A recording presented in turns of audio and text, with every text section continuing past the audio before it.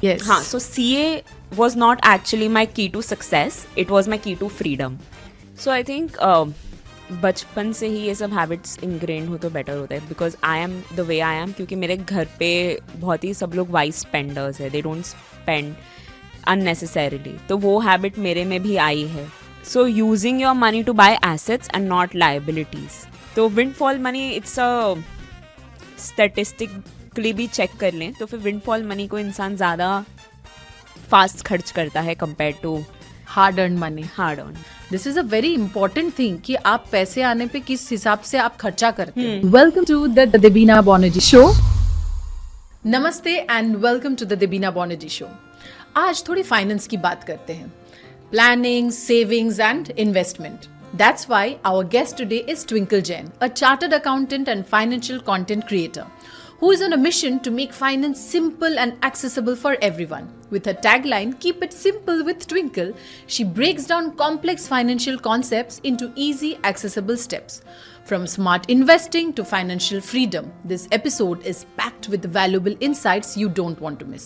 And hey, this podcast is also available on Spotify, so make sure to subscribe there and stay updated. Hi Twinkle and welcome to the Devina Banerjee show. मुझे ना आपको पहले तो शुक्रिया मैं अदा करना चाहती हूँ that you came all the way from Surat. So thank you so much for coming first of all. और मुझे और मेरे ऑडियंस को आप थोड़ा अपने बारे में बताइए. आप कहाँ से बिलोंग करते, कहाँ पैदाइश हुई आपकी, कहाँ आप बड़ी हुई, एंड देन CA आसान नहीं है. मैं ऐसे भी लोगों को जानती हूँ जो 5-6 बार एग्ज़ाम देने के बाद छोड़ के कुछ और ही बन गए. So I just want to know. So firstly Devina, thank you so much for calling me here. मेरे को बहुत अच्छा लगा कि आप जो कर रहे हो विद दिस शो, बहुत ही अप्रिसिएशन की बात है. और जैसे आप लोगों को एजुकेट कर रहे हो. और मेरे बारे में अगर मैं बताऊं तो मैं सूरत की हूं, जो Tier 2 सिटी है. चीज़ें वहाँ इतनी आसान नहीं है, क्योंकि वहाँ पे माइंडसेट लोगों का बहुत ही एक पर्टिकुलर वे में चलता है कि अगर तुमने कॉमर्स लिया है तो तुम्हारे पास 4-5 ऑप्शंस ही रहेंगे, CA, CS, CMA या फिर BCom करके शादी कर लो लड़कियों के लिए. तो बट वहाँ पे पढ़ाई को इतना बढ़ावा नहीं दिया जाता है. बट मेरे को ऐसा था कि मेरे को थोड़ा डिफरेंट पाथ लेना था, कि खुद का कुछ करना था, अपना नाम बनाना था. तो फिर जैसे सब लोग कर रहे थे, मेरी फ्रेंड्स वगैरह सब CA कर रही थी, तो मैंने भी CA ज्वाइन किया. फाइनेंस पढ़ाई में बहुत अच्छी थी, फाइनेंस पसंद था, तो फिर मैंने सोचा कि अब बेस्ट ऑप्शन मेरे को CA दिख रहा है, तो CA मैंने ज्वाइन किया. फिर मेरा क्लियर हुआ 5 साल में CA. और जैसे मैंने कहा, क्योंकि CA में ऐसा होता है ना कि तुम जब CA कर रहे होते हो तो उसमें तुम्हें इतना नॉलेज मिलता है हर चीज़ का, कि टैक्स का मिल रहा है, ऑडिट का मिल रहा है, लॉ का मिल रहा है. तो तुम्हें ऐसे लगता है कि तुम इतना सीख जाओगे कि तुम्हें अगर अपना कुछ स्टार्ट करना हो तो तुम कर सकते हो. तो वो सोच के मैंने CA को ज्वाइन किया था. और your parents were always very supportive? Not really, they were not actually very supportive. So because जैसे मैंने कहा, सूरत में लड़कियों को इतना पढ़ाई का बढ़ावा नहीं दिया जाता है. ऐसे बोला जाता है कि तुम ठीक है, थोड़ा बहुत अगर पढ़ना है तो पढ़ लो, उसके बाद शादी कर लेना, चिल है. तो मेरे पेरेंट्स, मतलब मेरे को CA किसी ने फोर्स नहीं किया था कि तुम करो, क्योंकि दे वर लाइक कि ठीक है करो तो करो, नहीं करो तो नहीं करो. मेरे को बस अपनी पहचान बनानी थी, सीखना था, पढ़ाई करनी थी, इस वजह से मैंने CA किया. एंड ज़रा सा भी कुछ हिकअप आता था लाइफ में तो वो लोग को सेकंड ऑप्शन शादी ही दिखती थी. फिर CA ख़त्म होने के बाद जब मैंने बोला कि नहीं, मेरे को काम करना है, मेरे को बॉम्बे जाना है, तो तभी भी मेरे को मना किया गया. मेरे को नाइट स्टेज वगैरह अलाउड नहीं थे. मतलब बहुत ही टिपिकल फैमिली जैसे होती है वैसी थी, मतलब इतना ज़्यादा छूट नहीं था. तो थोड़ा बहुत मेरे को अपने फ्यूचर के लिए स्टैंड लेना पड़ता था कि नहीं, तुमको ट्विंकल अगर कुछ करना है लाइफ में तो थोड़ा स्टैंड लेना पड़ेगा. और तो वो मैं एक्चुअली जानना चाहती हूँ for all the people who belong to Tier 2, Tier 3 city. उन लोगों को लगता है कि लाइफ उनके लिए आसान नहीं है, और मतलब they can not resonate with a Tier 1 a girl. उनको लगता है यहाँ की लाइफ अलग होती है और उन लोगों को बहुत जद्दोजहद करनी पड़ती है. So I want to know from you कि आपकी जद्दोजहद कितनी थी टू भूख of doing something of your own कितनी थी कि आप you paved your own path. So बहुत एक्सट्रीम भी नहीं किया मैंने कि एकदम ही घर वालों से एकदम ही लड़ना पड़ा या फिर घर छोड़ना पड़ा, ऐसा नहीं था. कि मेरे को अपने पेरेंट्स बहुत पसंद है, I love them. So but हाँ, थोड़ा बहुत आर्ग्यूमेंट होता था, थोड़ा बहुत वो अपना पॉइंट रखते थे, मैं अपना पॉइंट रखती थी, एंड बहुत जगह वो सही थे, क्योंकि वो भी मेरे को प्रोटेक्ट करना चाहते थे कि क्यों ही मेहनत करना है जब तुमको सब कुछ मिल रहा है, come from a good background. तो फिर उनको ऐसा था जब तुम्हें सब मिल रहा है तो तुम्हें इतनी मेहनत क्यों करनी है, you can live a good life. But मेरे को ऐसा था नहीं, बिकॉज मैंने ना घर में बहुत डिफरेंसेस देखे थे कि जैसे फॉर एग्जाम्पल मेरी mummy is a home maker, तो you know she had to ask for everything, मिलता था सब कुछ जो वो बोलते थे, but she had to ask, and when a person have to ask तो वो पावर डायनामिक्स बहुत चेंज हो जाते हैं कि एक जन थोड़ा हमेशा सुपीरियर रहता है और एक जन थोड़ा दब के रहना पड़ता है, जो मेरे को अपने लिए नहीं चाहिए था। मेरे को ऐसा था कि मैं अपनी लाइफ अपने टर्म्स पे जी सकूं, और उसके लिए मेरे को ऐसा था कि पैसे कमाने बहुत ज़रूरी है, खुद के फाइनेंशियल फ्रीडम बहुत ज़रूरी है कि you can buy anything from money and not just about things but your Take time, your own decision. your freedom. So Yes. हाँ, so CA was not actually my key to success, it was my key to freedom, कि मैं ज़िंदगी अपने own terms पे जी पाऊँ, and सिर्फ मतलब वो CA का टैग नहीं चाहिए था मेरे को, बस ऐसा था कि CA करके मैं अपनी ज़िंदगी अपने हिसाब से चल सकूँ, क्योंकि फिर उसके बाद एक बार तुम CA बन गए फिर तुम्हें कौन ही क्या ही बोल सकता है। But that's what I also actually feel sometimes.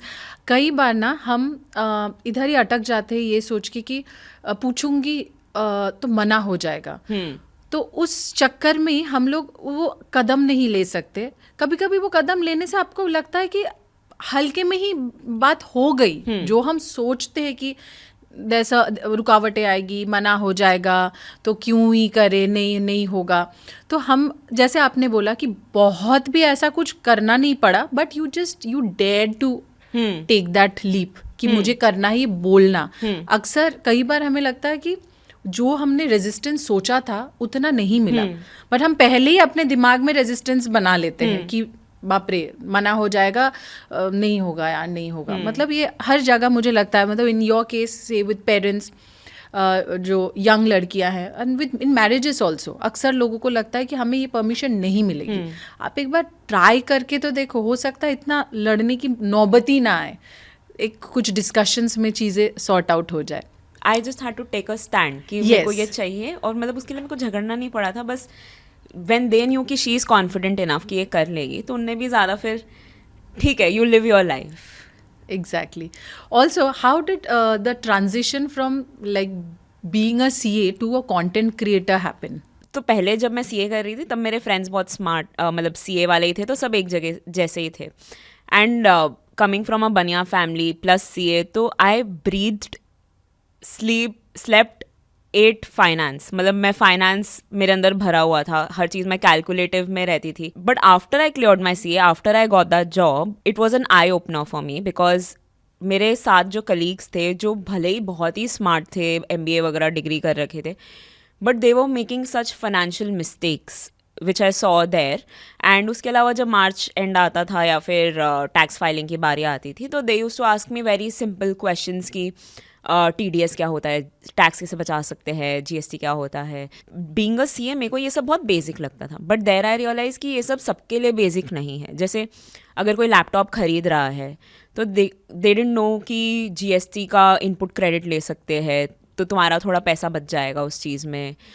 तो these things I realize कि there's a gap, not everyone knows about it, and rather than solving एक जन का प्रॉब्लम, आई थॉट कि अच्छा ठीक है, मैं ये सब चीज़ें कर रही हूँ तो let's do it on social media platform. And तब इंस्टाग्राम रील्स वगैरह चलने लगी, तो मेरे को लगा it's a very interesting way, ये तरीके से मैं दुनिया को अपना CA खुद का बना सकती हूँ, कि वो लोग खुद, मतलब so that people do not need to depend on something, they should have some knowledge. Correct. They'll just get the knowledge sitting there.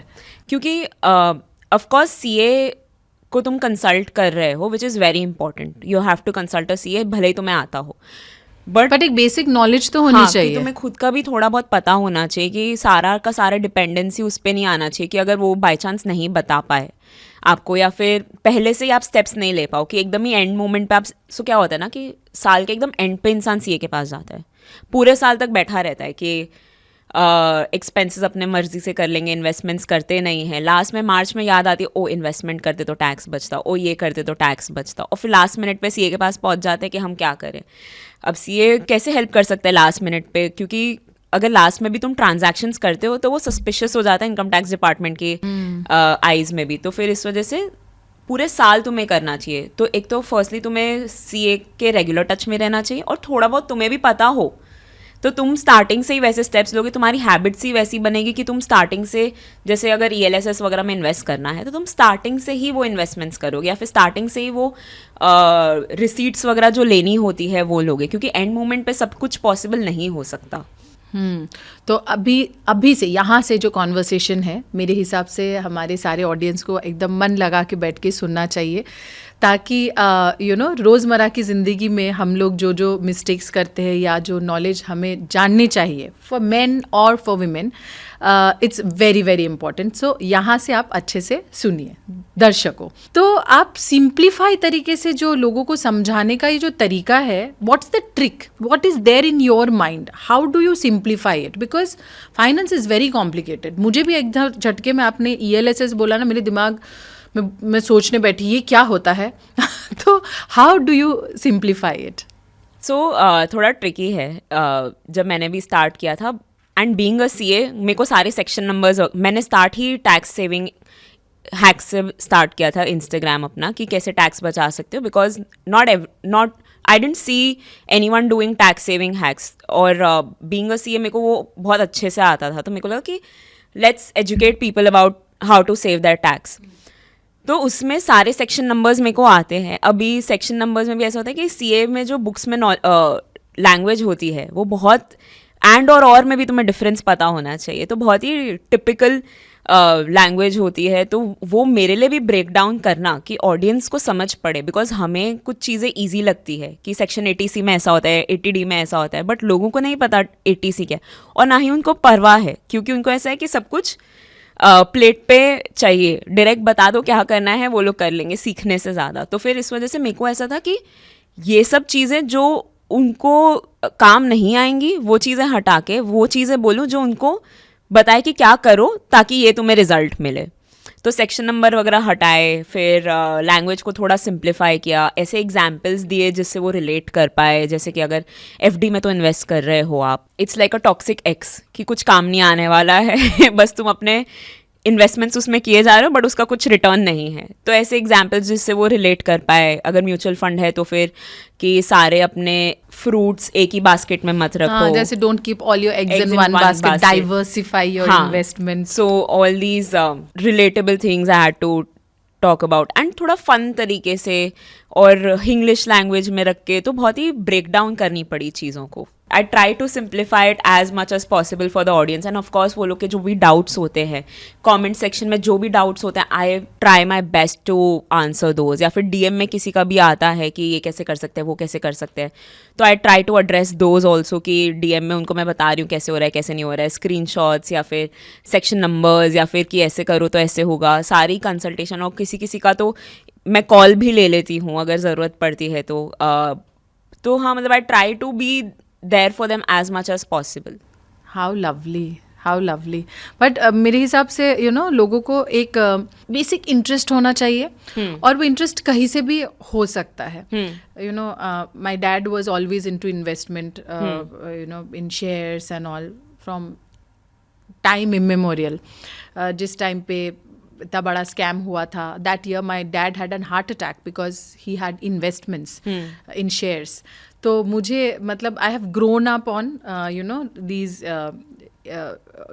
Not so traditional investments, तो इसीलिए मुझे थोड़ा सा आइडिया है। और मैं चाहती हूँ कि आज जब बहुत लोगों को नॉलेज है, लोगों को थोड़ा सा अच्छे से, कहीं ना कहीं थोड़ा सा मतलब मेंटली हम लोग स्टक भी है, तो उस मेंटल हिकअप्स को ओवरकम करके थोड़ा सा आगे बढ़े। आपके साथ कॉन्वर्सेशन से मुझे ये और एक चीज़ जाननी है, जो मेंटल हिकअप्स है, it is because of some traditional education that we get in our school. आपको लगता है कि थोड़ा सा ऐसा कुछ है जो चेंज होना चाहिए in our basic education system? So I think बचपन से ही ये सब हैबिट्स इनग्रेंड हो तो बेटर होता है, because I am the way I am, क्योंकि मेरे घर पे बहुत ही सब लोग वाइज स्पेंडर्स है, दे डोंट स्पेंड अननेसेसरीली। तो वो हैबिट मेरे में भी आई है कि मैं जो घर पे देख रही हूँ या फिर जो मैंने अपने आसपास देखा है, उस वजह से मैं एक सर्टन तरीके की इंसान हूँ. एक तो घर पे parents should make a point कि kids are involve in the conversation, उनको भी बताया जाए कि पैसे क्या होते हैं क्या नहीं होते हैं. और उसके अलावा स्कूल और फॉर्मल एजुकेशन में आई वुड सजेस्ट कि लोगों सेम थिंग कि बच्चों को बताना चाहिए कि जैसे कंपाउंड इंटरेस्ट का फॉर्मूला बता देते हैं कि 1+r⁻⁹ सॉरी n, बट वो लोग ये नहीं बताते हैं कि कंपाउंड इंटरेस्ट से तुम कितना फ़ायदा होगा. कि सिंपल इंटरेस्ट में अगर तुम 100 रुपये तुम इन्वेस्ट कर रहे हो तो सिंपल इंटरेस्ट में तुम अगर 10% का इंटरेस्ट है तो 10 रुपये कमाओगे और फिर हर साल 10 रुपये ही कमाते जाओगे. बट अगर तुम कंपाउंडिंग कर रहे हो उस चीज़ की तो वो 10 रुपये भी इन्वेस्ट होगा और उसके बाद बेनिफिट उसका बहुत ज़्यादा होगा कंपेयर टू सिंपल इंटरेस्ट. तो वो लोग ये चीज़ नहीं बताते कि फ़ायदा कैसे है इसमें. वो ये बताते हैं कि बस ये रट्टा मार लो, इंटरेस्ट का फॉर्मूला, एग्जाम में सम दे देते हैं, नंबर्स दे देते हैं, बट बच्चों को वो इम्प्लीकेशन समझ नहीं आती है. तो आई थिंक तो हमें तो सिंपल इंटरेस्ट और कंपाउंड इंटरेस्ट बचपन में भी सीखा है. So if you tell me like एकदम आपके तरीके में सिंपल तरीके से कि कौन सा होता है हमारा सिंपल इंटरेस्ट, कौन से इन्वेस्टमेंट में, और कौन से इन्वेस्टमेंट में होता है कंपाउंड इंटरेस्टिंग, तो किस तरीके से ताकि लोग फ़ायदा ले सकते हैं आपके सिंपल तरीके से when we are talking about it. Savings account में इन्वेस्ट किया हुआ है, ठीक है, पैसे रखा हुआ है, पैसे हुआ है रखे हुए अभी, या फिर एफडी में रखे हैं. अब उसमें अगर आपने ऐसे डाले हुए हैं पैसे कि आपने अगर समझो 1,000 रुपये डाले हैं उसमें और उसका इंटरेस्ट आपको आप विड्रॉ करते रहते हो. फॉर एग्जाम्पल 1,000 रुपये डाले, 10% का इंटरेस्ट है, 100 रुपये आप विड्रॉ करते रहते हो. तो फिर आपको वो 100 रुपये का फ़ायदा नहीं मिल रहा है. अगर आप उसको उसमें ही रखे रहते थे तो आपके वो 1,100 रुपये हो जाते और फिर उसके बाद वो 1,100 रुपये पे 10% इंटरेस्ट मिलता जो होता 110 रुपये. तो आपको वहाँ 10 रुपये का फ़ायदा मिला और फिर आप उसको भी रखते तो 1,210 का इन्वेस्टमेंट होता. हाँ, फिर वो 121 रुपये मिलते. तो यहाँ पे हो गया 21 रुपये का डिफरेंस. अब ये तो मैं 1,000 रुपये का एग्जाम्पल दे रही हूँ. सोचो लाखों का अगर आप इन्वेस्ट कर रहे हो तो कितना फ़ायदा डिफरेंस आ जाता है. तो वो डिफरेंस समझना कि अपने इन्वेस्टमेंट्स को निकालो मत, उसको ही कंपाउंड होते रहने दो. तो लॉन्ग टर्म में से धीरे अभी आपको छोटा लग रहा है 100 रुपये, 120 रुपये, पर लॉन्ग टर्म में 10 साल का सोचो तो वो कितना बड़ा अमाउंट बन जाएगा कि आपने जितना इन्वेस्ट नहीं किया था उससे ज़्यादा तो आपको उसका रिटर्न मिल जाएगा. प्लस इन्फ्लेशन जो बढ़ती जा रही है, कि जो हमें पहले, जैसे मेरे दादाजी बताते हैं कि 2 रुपये की टिकट मिलती थी सिनेमा की, अभी वो 700-800 की हो 200 बोलने जा रही थी एक्चुअली, बट 700-800 हाँ, एब्सोल्युटली. अभी लक्स और पता नहीं कौन से तरीके के सिनेमा चलते हैं. तो फिर तो the inflation you have to account for. अगर तुम वही 2 रुपये तुमने अपनी अलमारी में रखे होते, कोई फ़ायदा नहीं होता, तुम उससे कुछ नहीं खरीद सकते. अभी 2 रुपये तो बेगर्स भी एक्सेप्ट नहीं करते. So to account for inflation also and think about long term, 10 साल बाद ये पैसा कैसे काम आएगा. मतलब लोगों को जो लगता है कि पैसे को खुद देख लो, मतलब अपना पैसा इंटरेस्ट होके जल्दी से मेरे पास आ गया, मैंने उसे खर्चा किया, लोग उस हिसाब से देखते हैं. लेकिन investment is all about long term. तो इन्वेस्ट करके आप भूल जाओ थोड़ा, एटलीस्ट 10 साल के लिए, तो आप उसका एक सिग्निफिकेंट ग्रोथ आप देख पाओगे. It's not about that you open it every day and see कि कितना बड़ा. तो ये बेसिक चीज है. सो वो कंपाउंडिंग होके आपको एक अच्छा रिटर्न देगा. Correct. Good student. Yes, very good. बहुत ही जल्दी आपने ग्रास्प कर लिया. तो एक चीज जो मुझे लगता है, the concept of piggy bank. तो वो मुझे वो सारे बच्चों को सिखाया जाता है कि नहीं मम्मियाँ, हम बच्चों को बोलते हैं कि ये पिगी बैंक में पैसे डाल दो, पिगी बैंक में पैसे डालो, तो वो पिगी बैंक में पैसे डाल देते. और बचपन से ही ना एक जिसको बोलते हैं एक सेविंग्स वाली चीज़ आ जाती है कि मैंने अपना सेविंग अकाउंट में पैसे रख दिए, मैंने इसको 10 साल बाद खोला तो भी उतना ही निकला. हाउ एज पेरेंट्स हम लोग बचपन से उन लोग को सिखा सकते हैं how to invest smartly. Firstly मैं ये कहूँगी कि piggy bank is also not bad, because the fact कि वो लोग सेव भी कर रहे हैं इज़ अ बिग थिंग. क्योंकि बच्चों को तुम 10 रुपये दो, वो अगले दिन तक टॉफ़ी लेके ख़त्म कर देते हैं. और तो थोड़ा बहुत पहले तो वो सेव कर रहे हैं, वो भी अच्छी बात है कि 5 rupees they are saving and 5 rupees they are spending. उसके अलावा पिगी बैंक ऑफकोर्स अभी बच्चों को इन्वेस्टमेंट हम पूरा ऐसे नहीं बोल सकते कि स्टॉक्स में लगा दो, ये कर दो, क्योंकि they don't understand those things and for them 5 rupees और whatever the pocket money is, it's very important. तो for them I think parents क्या कर सकते हैं ना कि अगर 1000 रुपीज़ की पॉकेट मनी है तो 1000 में से 500 वो उनको दें कि तुम खर्च कर लो, 500 उनसे ही उनके अकाउंट खुलवाएं माइनर वाला, जो उन तो गार्डियन जो पेरेंट्स कंट्रोल हाँ. कर सकते हैं, तो उसमें से बच्चों से ही 500 रुपीज़ की इन्वेस्टमेंट करवाएं और उनको दिखाएं कि थोड़े थोड़े टाइम में उनका कैसे पैसा ग्रो हो रहा है. तो half the money you give them to spend and half the money आप उनको बोलो कि आप ही इसमें डालो. तो आई थिंक उनको वो बचपन से फिर वो इन्वेस्टमेंट की आदत थोड़ी थोड़ी आएगी. एब्सोल्युटली. और बचपन से ही मतलब बड़े होते ही जब आप कहीं जॉब करने जाते हो तो आपका एक अमाउंट लेके पीपीएफ कर देते हैं, तो आप अगर उस चीज़ को एक्सेप्ट कर सकते हो ये सोच के कि हाँ it's a part of my salary only but it is getting deducted and it is going into the PPF account और समथिंग, आपको ही मिल जाएगा आफ्टर 15 years और once you leave that is gonna stay with you forever. तो आपके salary से cut होता है और ये चीज़ अगर बचपन से ही इनकलकेट हो, आई think they will grow with that mindset कि हाँ पूरा पैसा आप खर्च के लिए नहीं होता है, some money is to be invested and if this is the way of investing in today's world so be it, है ना. नहीं तो बड़े होके भी लगेगा नहीं सेविंग्स में रख दो पैसे. हाँ. थोड़ा सा मतलब दिख रहा है अपने आंखों से हाँ. क्या हो रहा है. Do you think that India is way behind in financial literacy?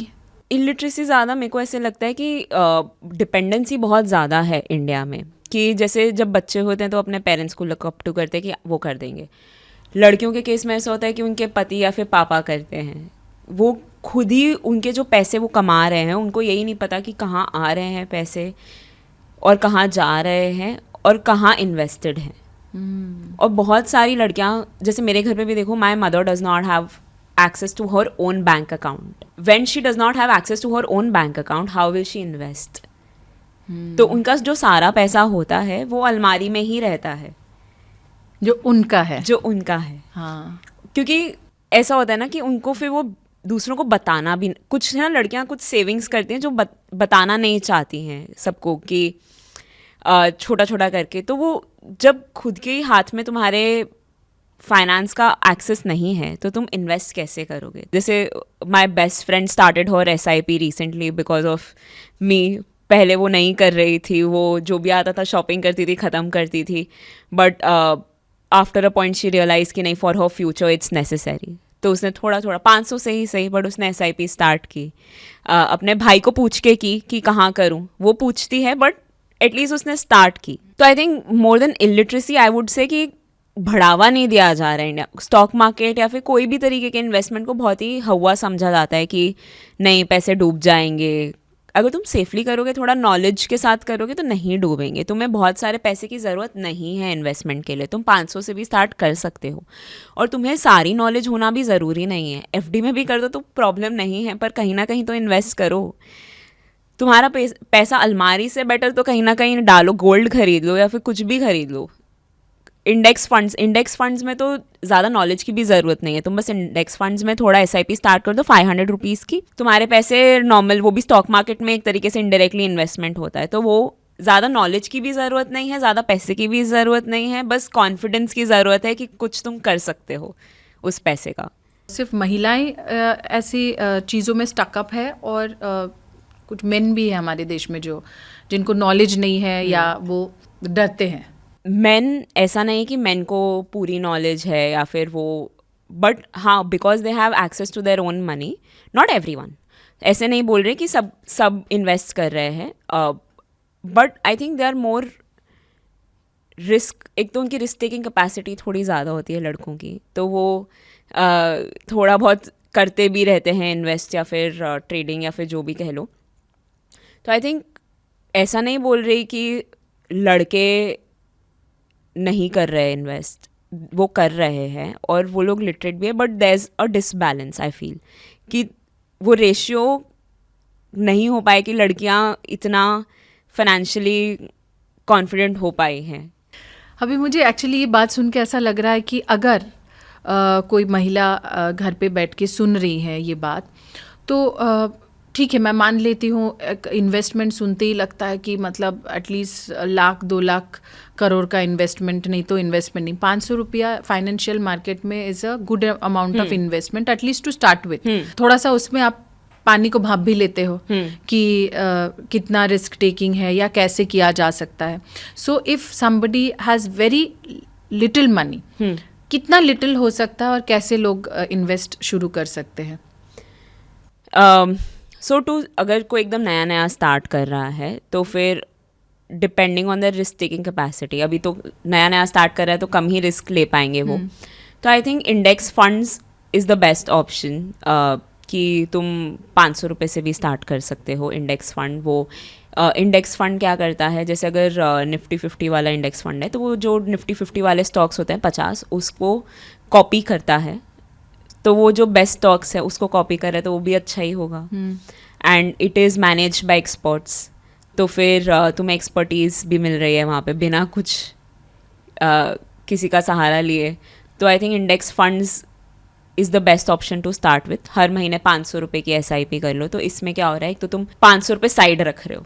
अगर तुम साइड नहीं रख रहे हो तो तुम अगर समझो ना 10,000 रुपये कमा रहे हो तो 10,000 ही उड़ा दोगे, पर उसमें पहले ही तुम 500 रुपये साइड रख रहे हो, तो एक तो तुम्हारी सेविंग ऑटोमेटिकली हो रही है if you are doing SIP। और सेविंग्स के अलावा तुम छोटा छोटा करके ऐसे इन्वेस्ट कर रहे हो तो तुम्हें लॉन्ग टर्म में वो बड़ा रिटर्न भी मिलेगा। और वो तुम्हारा पैसा थोड़ा, इंडेक्स फंड्स भी पूरे सेफ नहीं है but it very safer, less riskier than other lot of asset classes. In fact मैं तो अगर उसको और सिंप्लीफाई करके बताना चाहूँ, 500 रुपया मान लो आपने साइड में रख दिया, अलमारी के साइड में, और आपने हर महीने उसको अलमारी के साइड में रख दिया।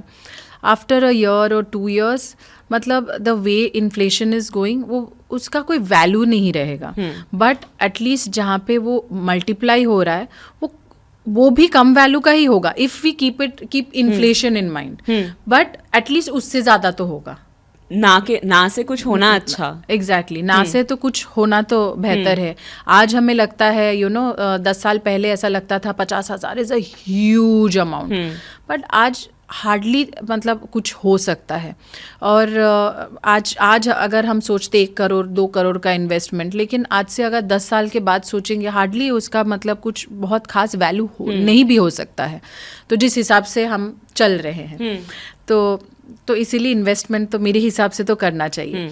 अभी आप मुझे बताइए, मतलब what is the safe investment? वैसे तो लोगों को लगता है invest in gold is safe versus invest in property versus investment in mutual fund versus shares, और FD को भी क्यों छोड़ के रखा, FD भी। सो मैं इसको ना एग्जाम्पल्स के तौर पे समझाती हूँ। समझो स्टॉक्स इज़ लाइक कि तुम बाइक चला रहे हो, खुद चला रहे हो, बहुत रिस्क होता है बाइक चलाने में कि ज़रा सा किसी ने टच भी किया बाइक तो गिरने के चांसेस ज़्यादा हो जाता है, लगने के चांसेस भी ज़्यादा होते हैं उसमें, पर बाइक ज़्यादा तेज़ी से भी भागती है तो ट्रैफिक में हाँ, तो रिटर्न्स तो उसी को सिंप्लीफाई करें तो मतलब कि उसमें रिस्क ज़्यादा होता है पर रिटर्न्स भी उतने ही होते हैं। ये तो जितना रिस्क उतने रिटर्न्स, तो सबसे रिस्कियर होता है स्टॉक्स। फिर उसके अलावा म्यूचुअल फंड्स की बात करें तो it's like getting into a cab, कि कोई और चला रहा है जो एक्सपर्ट है, तुम्हें नहीं चलाने, तुम आराम से बैठे हो, मतलब रिस्क कम है और तुम्हें एक्सपर्टीज भी मिल रही है, पर कैब थोड़ा धीरे धीरे आती है, ट्रैफिक हुआ तो फंस जाते हैं, तो रिटर्न्स पर इट्स स्टिल फास्टर। तो म्यूचुअल फंड्स वही है कि रिस्क कम है, एक्सपर्ट से मैनेज्ड है और स्पीड भी अच्छी है, बाइक जितनी नहीं है पर अच्छी है, तो लेस रिस्कियर। फिर उसके अलावा बात करें रियल एस्टेट की, तो real estate is like train कि बहुत महंगा आता है, not every one can afford real estate. ठीक है, रीट वगैरह तुम पार्शल उसको ओन कर सकते हो, but real estate is very expensive, it's for HNIs या फिर, बट उसमें रिटर्न्स भी फिर उतना ही जल्दी तुम पहुंचते हो, बाइक और कैब से ज़्यादा जल्दी पहुंचते हो, तो riskier also but returns are also higher but more expensive. But you need a bigger chunk of money. हाँ, and FD is like bullock cart कि बिल्कुल ही कुछ एक्सीडेंट नहीं होने के चांसेस हैं, बहुत ही स्लो पहुंचोगे पर सेफ है, पहुंच जाओगे. So FD is also good option. जिनका मेरा फर्स्ट इन्वेस्टमेंट एफडी था, क्यों झूठ बोलूँ, मैं सीए होते हुए मेरा इन्वेस्टमेंट, क्योंकि मैं कमाई, हमारी आर्टिकलशिप में 2,000 रुपये की हमारी स्टाइपेंड होती थी. अब मैं पूरा 2,000 तो मैं नहीं चाहती थी कि कहीं उड़े मेरे पैसे, बहुत मेहनत से. तो फिर इस वजह से FD is the safest option. Gold के लिए बोला जाता है कि नहीं, हाई रिटर्न्स नहीं होते हैं, बट आई फील सबको डाइवर्सिफाई करना चाहिए. जैसे don't put all your eggs in one basket. तो जहाँ तुम स्टॉक्स में इतना रिस्क ले रहे हो, वहाँ सामने gold is a very good option. It's safer क्योंकि इट्स बैक्ड बाय गवर्नमेंट. फिर मतलब प्राइसेस ऊपर नीचे होते हैं, बट अगर तुम लॉन्ग टर्म में देखो, gold has only risen. Gold का प्राइस बढ़ा ही है. मेरी फ्रेंड मतलब देखते हैं तो घर वाले जैसे ना लड़कियों की शादी के लिए बचपन से गोल्ड खरीद लेते हैं. तो वो जो अभी मतलब खरीदा होगा कितने में, 15,000 20,000, अभी उसका प्राइस 70,000 80,000. तो प्राइस उस हिसाब से बढ़ता है गोल्ड का, एंड रिस्क भी नहीं है. तो आई थिंक गोल्ड इज, पर हाँ, gold is the safest option I feel. FD gold, तो इंसान अगर स्टॉक ले रहा है तो सामने उसको एफडी गोल्ड जैसे सेफ ऑप्शंस में भी इन्वेस्ट करना चाहिए. ऐसा नहीं है कि सारा पैसा इसमें लगा दो या फिर इसमें लगा दो. तो gold you mean like physical gold और गोल्ड ETF? गोल्ड ETF या फिर उससे भी better SGB, sovereign gold bonds. Gold अगर तुम फिजिकल खरीदते हो तो उसमें मेकिंग चार्जेस वगैरह लगते हैं. SGB अगर तुम ले रहे हो तो एक तो उसमें मेकिंग चार्जेस नहीं लगेंगे, GST नहीं लगेगा. उसके अलावा गवर्नमेंट उस पर 2.5% का इंटरेस्ट देती है. तो जो गोल्ड का प्राइस बढ़ रहा है, जितना भी कैपिटल एप्रिसिएशन होता है, उसी के साथ साथ तुमको इंटरेस्ट भी मिल रहा है, तो फ़ायदा ज़्यादा है उसमें. वैसे लोग सोचते हैं ना, कभी गोल्ड कॉइन खरीद के रख लिया या गोल्ड का पेपर. तो गोल्ड कॉइन के ऊपर जो मुझे जो समझ में आया, दोनों में भी सेम है, बट इसमें इंटरेस्ट भी मिल रहा है अपार्ट फ्रॉम द अप्रिसिएशन. ये पड़ा रहेगा, उसका जो अप्रिसिएशन होगा वो मिलेगा, बट इंटरेस्ट नहीं मिलेगा. So if you really want like for an investment, might as well do it in the paper. SGB better option है, बट हाँ, औरतें नहीं एक्सेप्ट कर पाती हैं. जैसे मेरी मम्मी तो अभी भी हेलबेंट है कि नहीं, मैं फिजिकल गोल्ड ही खरीदूंगी, मैं SGB नहीं खरीदने वाली, which I think will take some time to change, but ठीक है. Investing in property, it's a very difficult proposition, specially in like Mumbai. आज जो प्रॉपर्टी का प्राइस है, 5 साल के बाद भी प्रॉपर्टी का वही प्राइस है, 10 साल के बाद भी इनफैक्ट वही प्राइस है. इतना सा बड़ा, मतलब कुछ बड़ा ही नहीं जैसे कि. तो उस हिसाब से I mean you know, investing in any other form is a very liquefied form of investment. मतलब आप प्रॉपर्टी से निकलना चाहो, अर्जेंट बेसिस में आपको पैसे नहीं मिलेंगे, क्योंकि कोई बैठा नहीं हुआ है फट से प्रॉपर्टी खरीद के आपको पैसे देने के लिए. बट आपके म्यूचुअल फंड और यू नो शेयर्स में जो भी पैसे है, वो आप कल के कल ही, मतलब 2 दिन में आपके पास हाथ में आ सकते हैं. सो उस हिसाब से I somehow feel that you know, property specially in Tier 1 cities, it has reached such a mark. मतलब इन्फ्लेशन का इतना हाइट में कि उसके ऊपर बढ़ने के लिए शायद ही कोई जगह है, at least not in this life time. 50 साल 100 साल के बाद हो सकता है, बट तब तक क्या हो सकता है, क्या पता. तो जैसे आपने कहा कि बॉम्बे में अप्रिसिएशन ऑफ प्रॉपर्टी बहुत कम है, मैं आपको इसमें बहुत इंटरेस्टिंग चीज़ कुछ बताना चाहूँगी. तो मैं सूरत से आती हूँ और वहाँ पे लोगों का साइड प्रोफेशन ही होता है प्रॉपर्टी फ्लिपिंग, क्योंकि वहाँ पे प्रॉपर्टी के प्राइजेस बहुत इंक्रीज़ होते हैं. एंड लोग क्या करते हैं कि ख़रीदते हैं और उसके बाद थोड़े ही टाइम में बेच देते हैं. ऑफ कोर्स ऐसे ज़रूरी नहीं है कि बिकी जाएगा, लिक्विडिटी ज़रूरी नहीं कि आपको जब चाहे तब मिल जाएगी. तो रिस्क है उसमें, बट ये उन लोगों के लिए जो HNIs हैं. तो कुछ सिटीज़ हैं जिसमें प्रॉपर्टीज़ में इन्वेस्ट करना अच्छा माना जाता है, बट वो हर सिटी में पॉसिबल नहीं है. जैसे बॉम्बे में प्रॉपर्टी प्राइस क्रेजी है, एंड उसमें प्रॉपर्टी एप्रिसिएशन इतना ज़्यादा भी नहीं होता है, एंड लिक्विड भी कम है properties as compare to cities like Surat.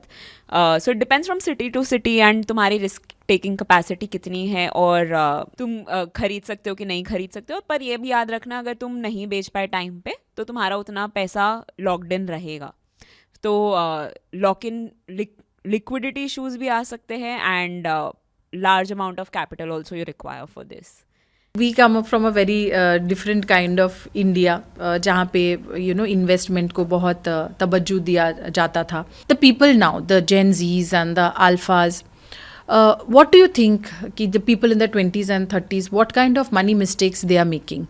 So the mistakes that Gen Zs and Gen Alphas are making are, firstly they give into lifestyle inflation, और उनका मनी को देखते हुए जो आउटलुक है बहुत ही डिफरेंट है कि टाइम टेक्नोलॉजी आगे बढ़ती जा रही है, वैसे गैजेट्स नए आगे बढ़ते जा रहे हैं and they want to keep up with time कि मेरे को नया फ़ोन चाहिए, लेटेस्ट आईफोन मॉडल चाहिए, मेरे को मेरे फ्रेंड्स गाड़ी में आते हैं मेरे को भी वो चाहिए, if they are wearing fancy clothes मेरे को भी वो चाहिए, if they are wearing certain brands मेरे को भी वो चाहिए. So I think to keep up their lifestyle is very expensive. So firstly, stop comparing with your peers. Inculcate a habit of saving first, कि अगर तुम इतना कमा रहे हो तो उसमें से इतना परसेंटेज तो एटलीस्ट तुम स्टार्टिंग ऑफ द मंथ में ही सेव कर लो, ऑटोमेट कर दो कि आते ही वो ऑटोमेटिकली. हाँ, कि अगर 50,000 कमा रहे हो तो उसमें से 10,000 तो तुम ऑटोमेटिकली तुम्हारा दूसरे सेविंग्स अकाउंट में चले जाना चाहिए जिसमें तुम्हारा एक्सेस नहीं है, कि या फिर ऑटोमेटेड सेव FD बोलते हैं, कि उसमें चला जाए जो तुम उसको एक्सेस ही ना कर पाओ, और बाकी जो है उसको उसको उड़ाओ, स्पेंड करो. हाँ, तो बाकी जो 40,000 है उसको उड़ाओ. These days 30s and 40s में दे शुड अंडरस्टैंड कि छोटा छोटा करके बाद में कितना फ़ायदा होगा, वो कॉन्सेप्ट उनको समझ आना चाहिए कि 1,000-2,000 भी अगर वो सेव करे तो बाद में कितना उसका कंपाउंडिंग होके. तो just I think the habit of saving and investing should be inculcated in them, and looking at money for buying assets and not liabilities. कि ऐसे नहीं है कि तुम आईफोन खरीद रहे हो अगर तो तुम्हारा जितना भी पैसा है तुम उसमें और लगा दो, rather than, और वो भी EMI पे खरीदते हैं वो लोग. आजकल तो नया ट्रेंड है कि they want everything, भले ही उनकी कैपेसिटी नहीं हो, they'll spend on EMIs. मतलब I had a colleague जो उसका पूरा सैलरी खाली EMIs चुकाने में ही जाता था क्योंकि उसने अपनी लाइफस्टाइल ऐसी बना रखी थी. So I think say no to EMIs, and then अगर तुम लग्जरी चाह रहे हो तो ऐसे रखो कि जो तुम्हारे रिटर्न्स मिल रहे हैं तुमको तुम्हारी इन्वेस्टमेंट से, उससे तुम लग्जरियस आइटम खरीदो. जैसे फॉर एग्जांपल अगर मेरे को एक ब्रांडेड बैग चाहिए या फिर आईफोन चाहिए, तो मेरे जो रिटर्न्स है इंटरेस्ट में से पैसा आ रहा हो या फिर जो एक्स्ट्रा मैं कमाऊँ या फिर जो उससे मैं खरीदूँ रादर देन लोन लेके. So using your money to buy assets and not liabilities, कि तुम जो खरीद रहे हो वो तुम्हें फ्यूचर में काम आए. हाँ, मतलब वो पैसा बढ़े, हाँ, ना कि उसका वैल्यू घटते जाए with time. So that's the biggest mistake, running behind. हाँ. There's a lot of discussion on social media कि everybody should have मतलब one income source which is your primary income, और कुछ पैसिव इनकम भी होना चाहिए. तो if I have to ask you, what could be the passive income for people today? So passive income I think can be for example dividend making stocks, कि बहुत सारे stocks ऐसे होते हैं जो डिविडेंड अच्छा अमाउंट देते हैं, तो तुमने अपने पैसे इन्वेस्ट करने साथ ही साथ तुमको डिविडेंड्स मिलते जा रहे हैं उसके रिटर्न में. तो one is that source. For HNIs, I think rental income becomes passive income, कि तुम्हारे पास एक घर है उसको रेंट पे चढ़ा दिया, प्रॉपर्टी है कुछ उसको रेंट पे चढ़ा दिया, हर महीने 20-30 हज़ार या फिर जितना भी डिपेंडिंग ऑन द प्राइस उतना तुम्हारे पास आ रहा है बिना कुछ करे. यूट्यूब वगैरह आजकल सब बच्चे बना रहे हैं, आजकल इंस्टाग्राम, यूट्यूब, तो आई थिंक एडसेंस इनकम या फिर अफिलिएट मार्केटिंग, तो ये पैसिव इनकम ये भी हो जाती है. उसके अलावा I think these are the major sources जिससे लोग पैसिव इनकम कमा सकते हैं. तो coming from a CA, I completely understand when you said invest your money और डिविडेंड वाले किसी स्टॉक में, तो that becomes a great passive income.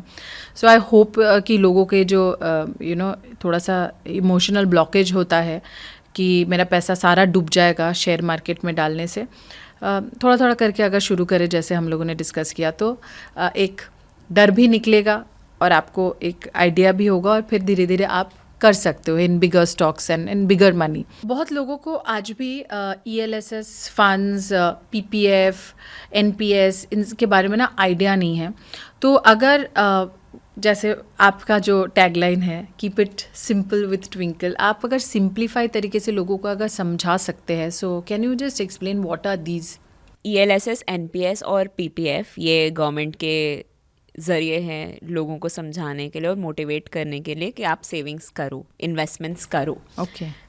तो ये 3 चीज़ें ऐसी होती हैं कि ELSS से स्टार्ट करते हैं। ELSS is equity linked saving scheme. ये एक तरीके के इक्विटी से लिंक्ड होते हैं, मतलब वो स्टॉक्स में इन्वेस्ट कर रहे हैं इनडायरेक्टली आपका पैसा।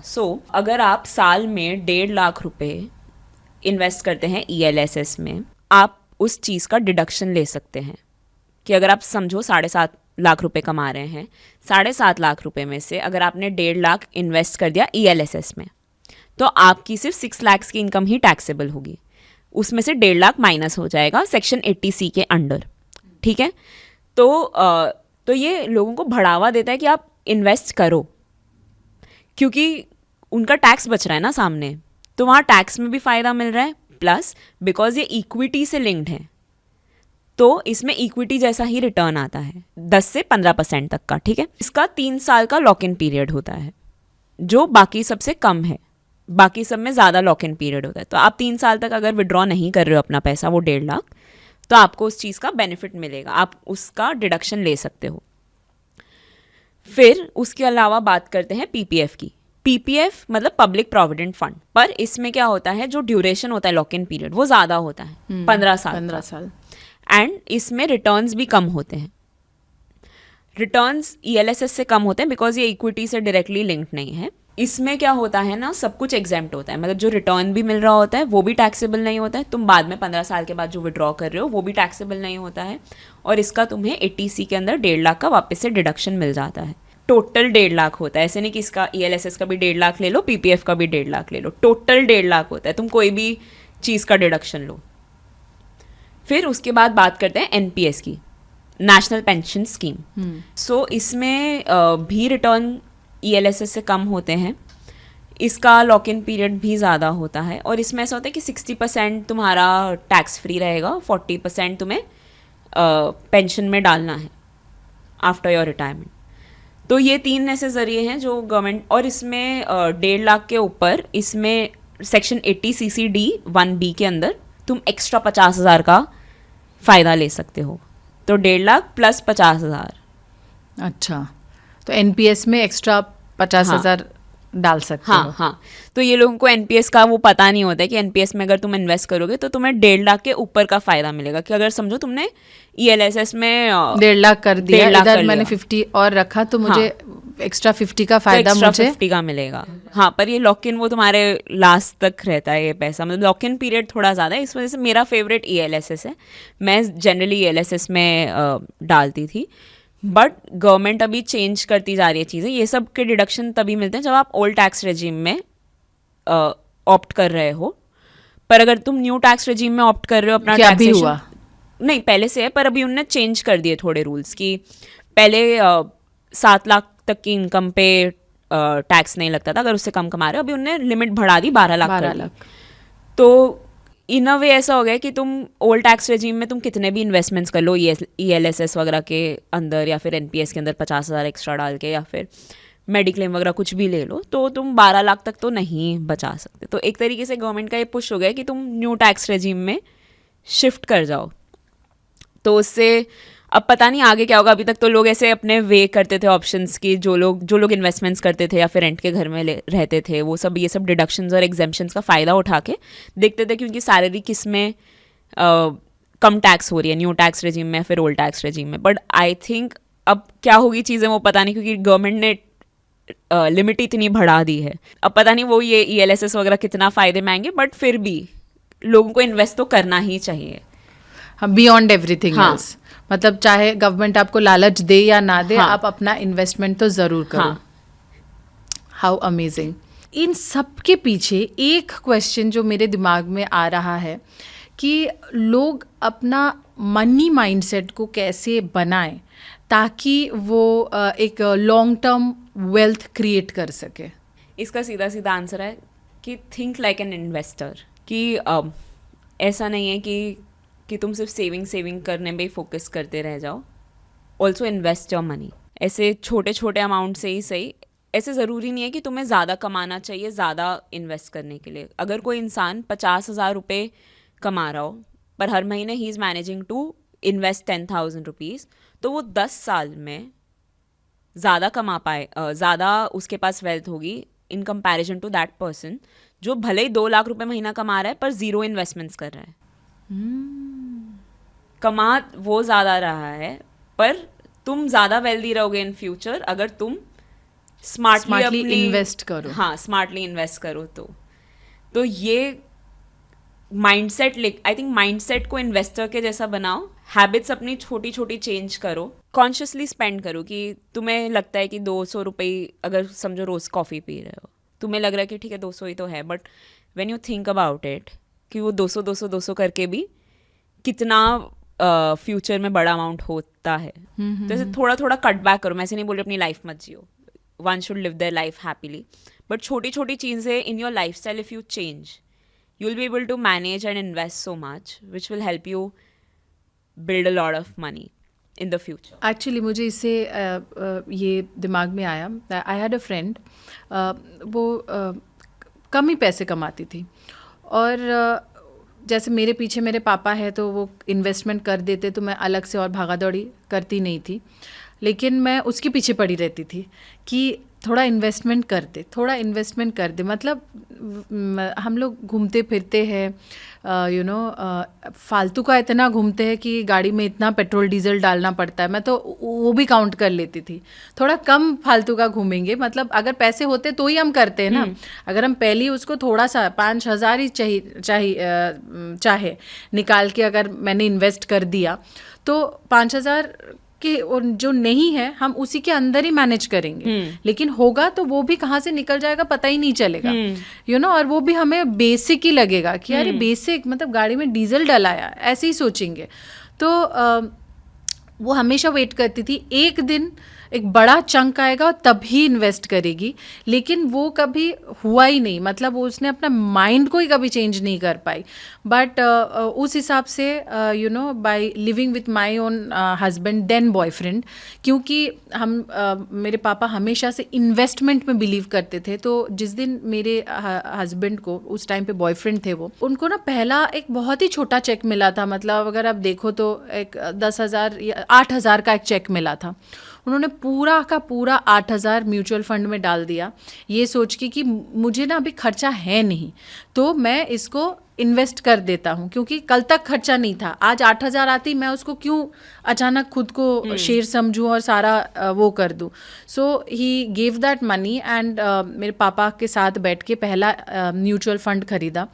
और वो एक्चुअली 8 साल के बाद हम लोगों ने जब घर खरीदा था, दैट गेव अस लाइक अच्छा खासा, मतलब वो पड़ा रहता तो शायद नहीं बढ़ता, पड़ा भी नहीं रहता, हम खर्चा ही कर देते, but it gave us a good amount.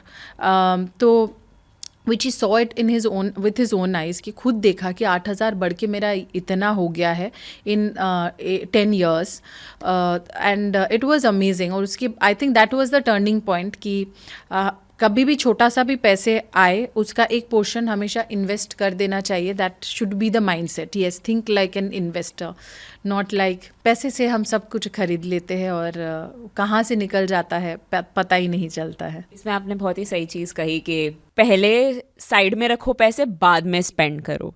लोग क्या करते हैं कि उल्टा करते हैं कि पहले स्पेंड कर देते हैं और उनको ऐसे लगता है सेविंग्स मतलब जो हमने लास्ट में बच गया हमारा, क्योंकि बचेगा नहीं। हाँ, कभी नहीं क्योंकि जब अकाउंट में रहेगा तो हमें लगेगा कि हाँ हम ये भी कर सकते वो भी कर सकते। जब विजिबली दिखता नहीं है तो पता है ना कि उतना ही है, तो आप उसके हिसाब में ही उस हिसाब से भी मैनेज कर सकते हो। Like human beings, I feel we are the most adaptable animals. हम लोग इतने से में भी सरवाइव कर सकते हैं और आप पूरा राज्य दे दो, उधर भी हम लोग आराम से फिट इन होके मार कुटाई करके जी सकते हैं। So it depends on what we set it here.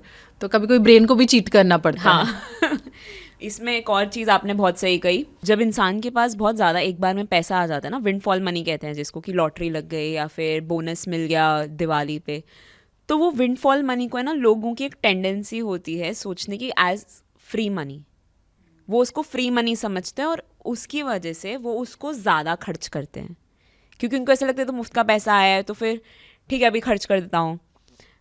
Interesting fact बताऊँ, बहुत सारे कौन बनेगा करोड़पति में जो विनर्स होते हैं, they earn so much during the show, but वो बैंकरप्ट हो गए थोड़े टाइम बाद, क्योंकि they didn't know how to manage that money. उनको लगा हम तो जीते हैं लॉटरी, और उसी स्पीड में उनने खर्च किया पैसे को, क्योंकि वो लोग उसको फिर मेहनत का पैसा नहीं समझते हैं शायद। तो windfall money it's a statistically भी चेक कर लें तो फिर विंडफॉल मनी को इंसान ज़्यादा फास्ट खर्च करता है compare to hard earn money, या फिर इन जनरल, क्योंकि विंडफॉल मनी भी तुम्हारा ही पैसा है ना, तुमने मेहनत, अभी केबीसी में कोई जीता है तो उनने जवाब दे के ही जीता है, या फिर बोनस भी मिल रहा है, तुमने पूरे साल मेहनत की है तो तुमको बोनस मिल रहा है, लॉटरी भी तुमने वो टिकट खरीदी, तुम्हारे नसीब का पैसा है, तो वो भी तुम्हारा एक तरीके से हार्ड अर्न मनी है, बट तुम्हें बिकॉज वो थोड़ा सडनली आ गया, तुमने इतना पैसा देखा नहीं है, तो तुम्हारा mindset towards that money is different,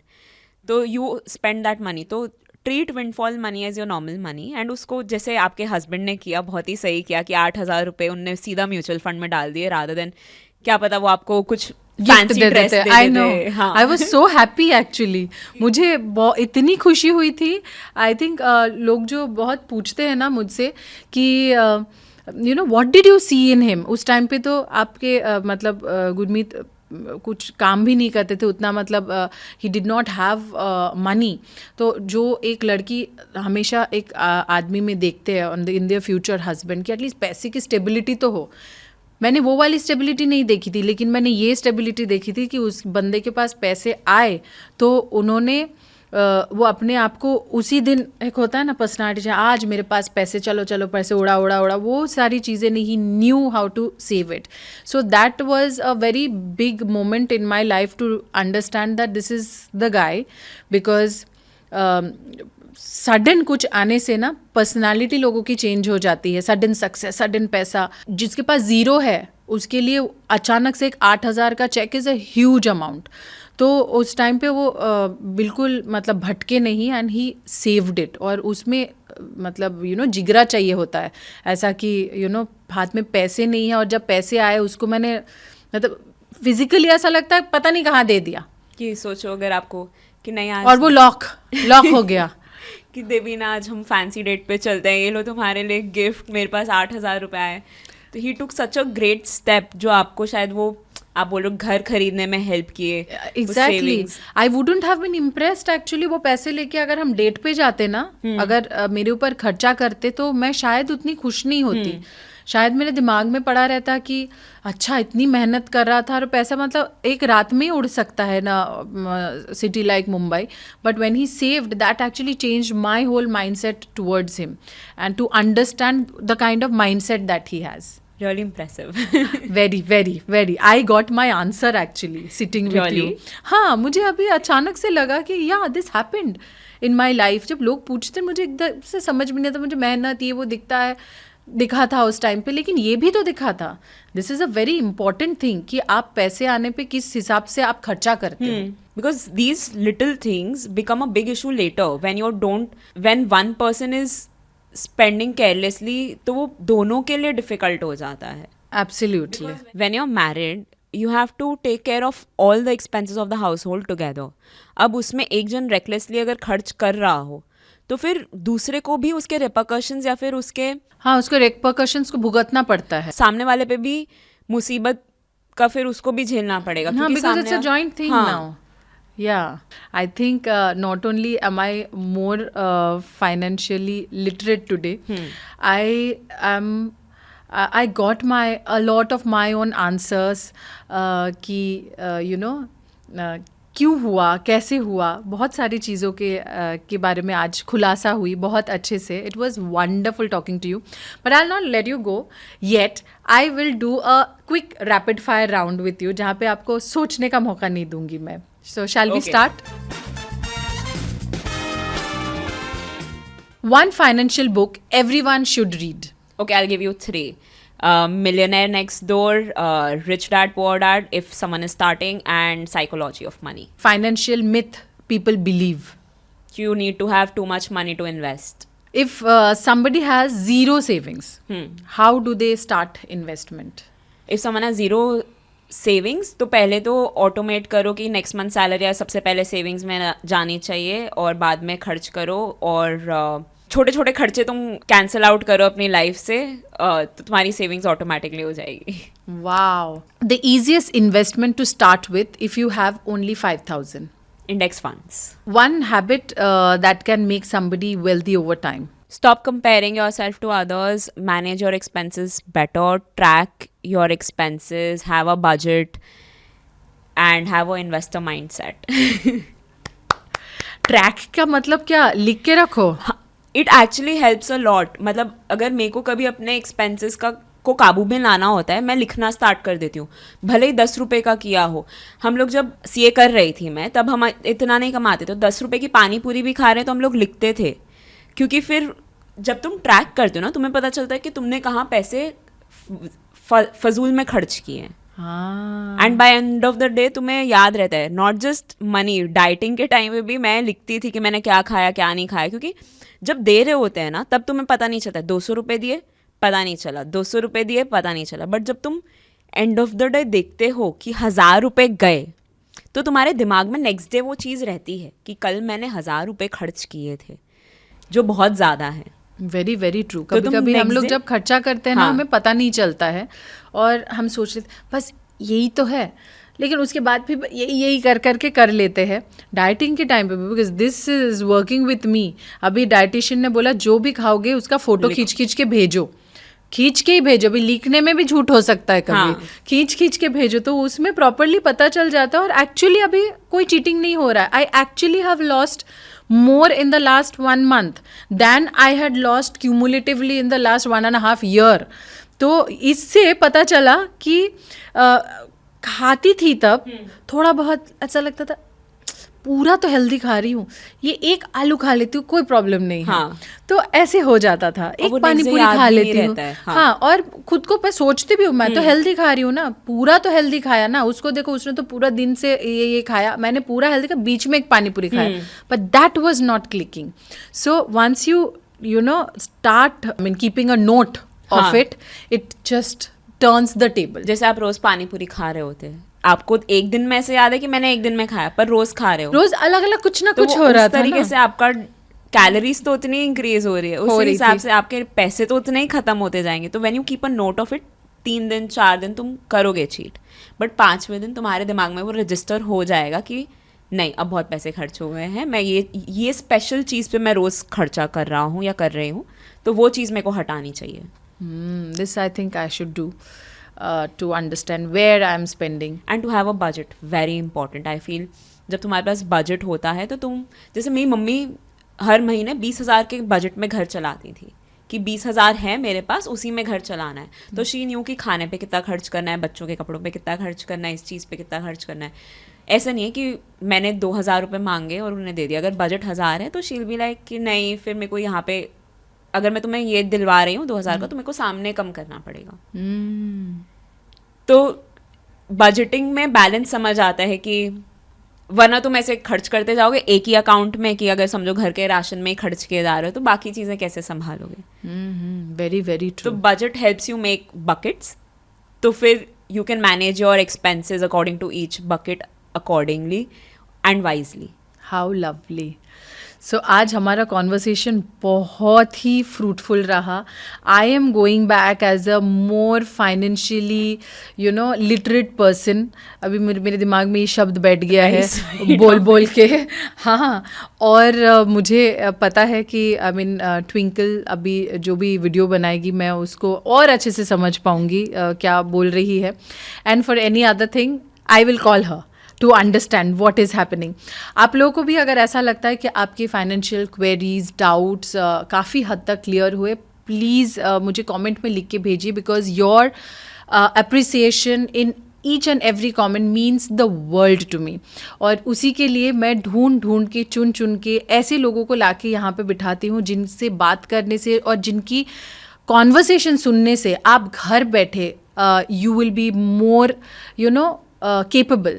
और फाइनेंशियली केपेबल होना, अंडरस्टैंडिंग बढ़ना मेरे हिसाब से हमारे देश के महिलाएं पुरुष सबके लिए एक प्रगति की बात है, because we understand it, we are not afraid of it, right. That's how we should treat finances, कि डर नहीं लगना चाहिए, हाँ. हमें पता होना चाहिए।